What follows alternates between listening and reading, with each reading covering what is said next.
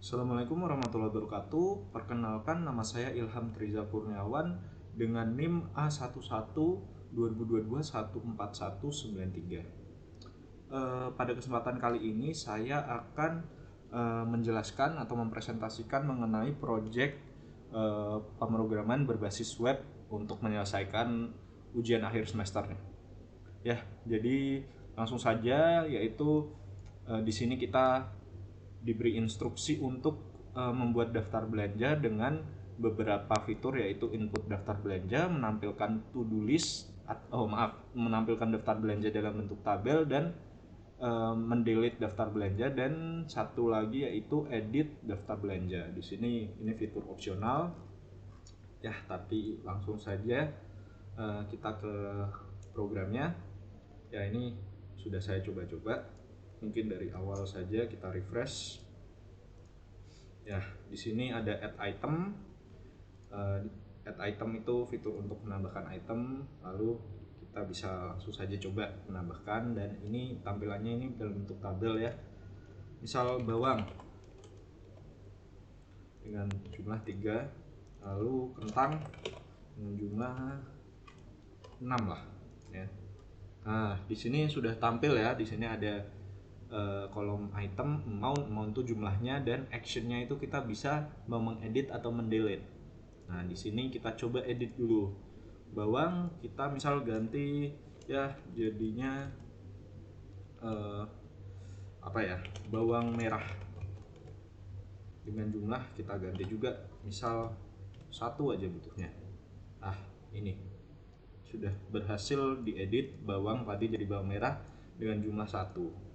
Lalu coba kita tambah 1 lagi, misal wortel 5. Kita coba fitur delete nya 1, 2. Oke. Nah, di sini juga terlihat counter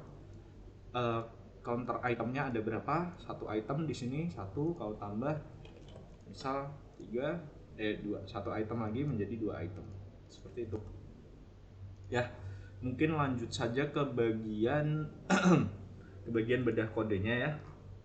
Jadi di sini tuh saya menggunakan dua file utama ya, yaitu home.html dan app.css. Jadi ini CSS-nya ya untuk tampilan saja ya, seperti biasa. Lalu mungkin di sini untuk bodinya saya menggunakan mengatur warnanya, lalu font family-nya ada saya mengatur margin atas dan kirinya.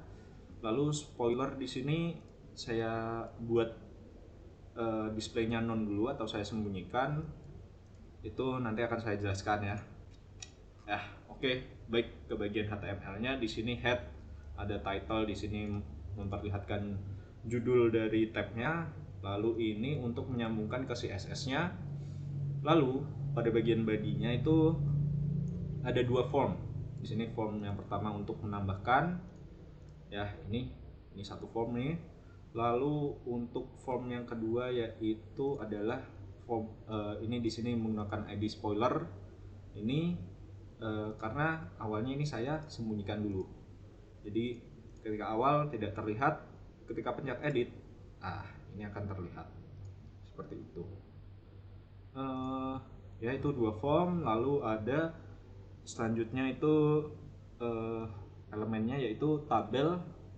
Di sini tabelnya ini ya, itu pada bagian HTML-nya. Selanjutnya ke bagian JavaScript-nya. Di sini saya menggunakan JavaScript native ya. Lalu selanjutnya itu saya memiliki tiga variabel global, yaitu ini IT itu sebenarnya singkatan dari item, itu mengambil dari ID items.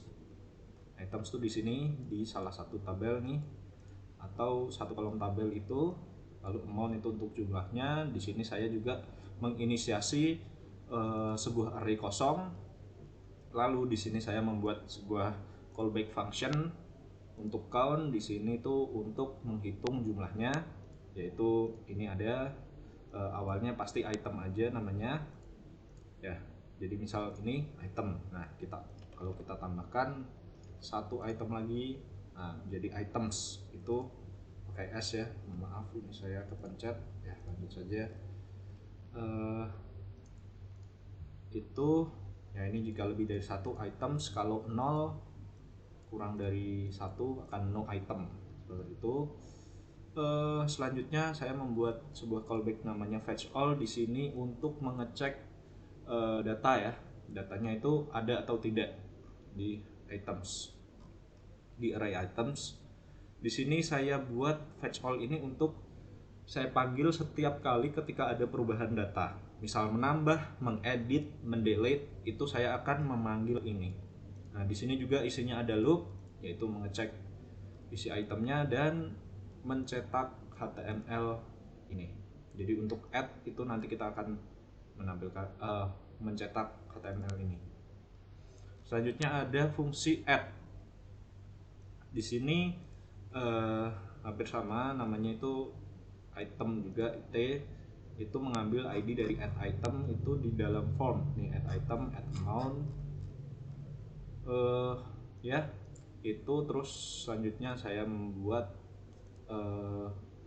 maaf, ini add ya, maaf.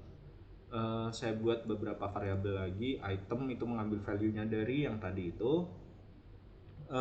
Lalu di sini kita mengecek jika ada itemnya itu ada tadi, kita masukkan tadi itu ada, misal ini sudah terisi atau ini sudah terisi, itu maka akan ketika memencet tombol add, nah itu akan mengepus item.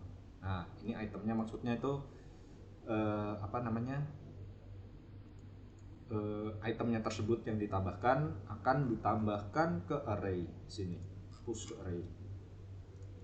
Dan ya seperti yang saya bilang tadi, fungsi fetch all akan dipanggil di sini.